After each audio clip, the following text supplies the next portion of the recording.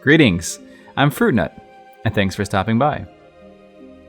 This is a series that takes a look at what DPS the classes of Vanilla WoW could do at specific gear levels. We'll be looking at 3 points in Vanilla. Pre-raid gear, which is gear from dungeons and quests, then gear at the end of BWL progression, and finally, the best in-slot gear for all of Vanilla. I do my testing on a private server. This means that the damage you see in this video may not be accurate to what we will see when Classic releases. I also do not claim to have perfect knowledge of Vanilla, so I will make mistakes. Please let me know when I do, so I can hopefully fix the mistake in a future video. Check out the description below for some guidelines I follow on my gear sets and more specifics on the general testing for this series. I want to test every DPS spec that was available at the time. For this video, we'll be looking at the Feral Druid. Probably the least played class in Vanilla, the Druid is known for being the jack of all trades, master of none. Today, we'll be looking at what the Feral Druid can do. First, let's talk about the spec that we'll be using.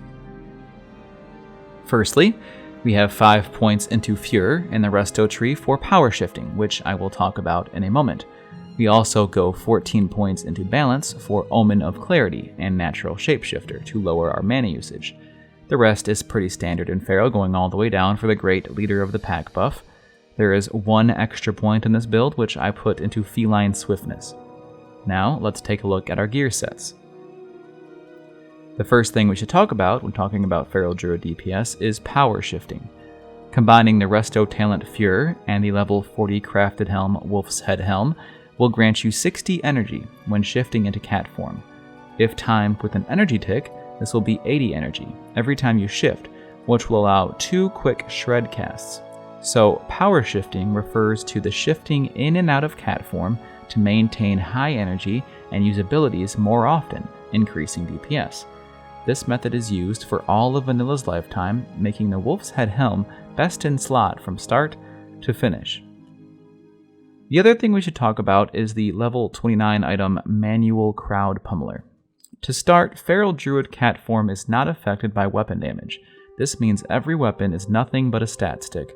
So a weapon with 95 DPS is no better to a Feral than a weapon with 9 DPS.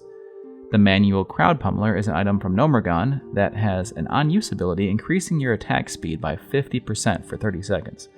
This is very, very strong for a Feral Druid.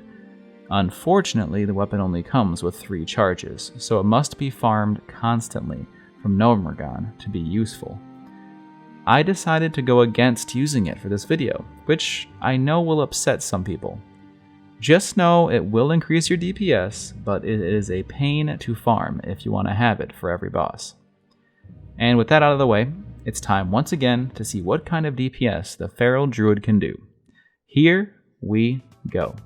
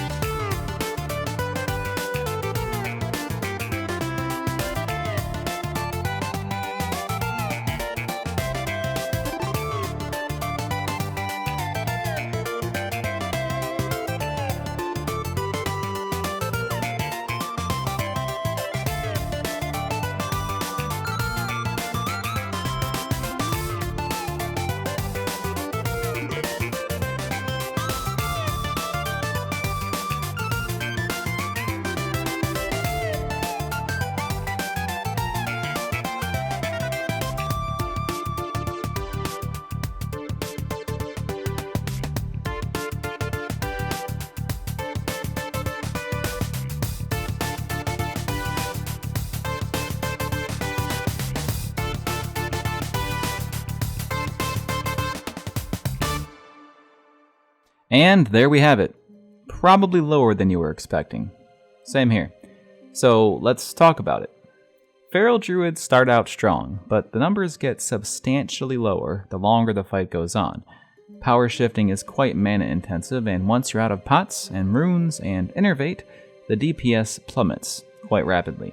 Of course, I have seen other druids do substantially more DPS than this on much shorter fights, but I really think there is something either wrong with the server or wrong with me. So if you're a Feral Druid pro, please let me know what the problem is in the comments below.